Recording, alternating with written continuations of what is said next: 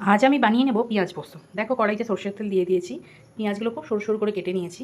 এর মধ্যে দিয়ে দেবো আমি কালো জিরে, এরপর এরপর দিয়ে দেবো আমি দুটো শুকনো লঙ্কা, দুটো কাঁচা লঙ্কা। এগুলো খুব ভালো করে ভেজে নিয়ে তার মধ্যে দেবো পেঁয়াজটা।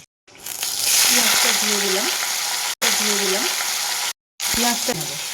দেখো পেঁয়াজটা আমার ভাজা হয়ে গিয়েছে। এবার এর মধ্যে দিয়ে দেবো নুন, হলুদ, লঙ্কার গুঁড়ো। এগুলো একটু নেড়ে নিয়ে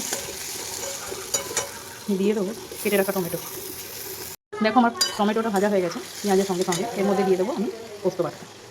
এর মধ্যে 1 কাপ মতন পোস্ত ছিল। পোস্ত ধোয়া বাটির জলটা দিয়ে দিলাম আমার মধ্যে, দিয়ে একটু নেড়ে চেড়ে নেবো। দেখো পেঁয়াজটা নেড়ে চেড়ে একদম শুকনো হয়ে গেছে। এর মধ্যে দিয়ে দেবো সামান্য পরিমাণ একটু সরষের তেল। তাহলে টেস্ট গন্ধ দুটোই খুব সুন্দর আসবে।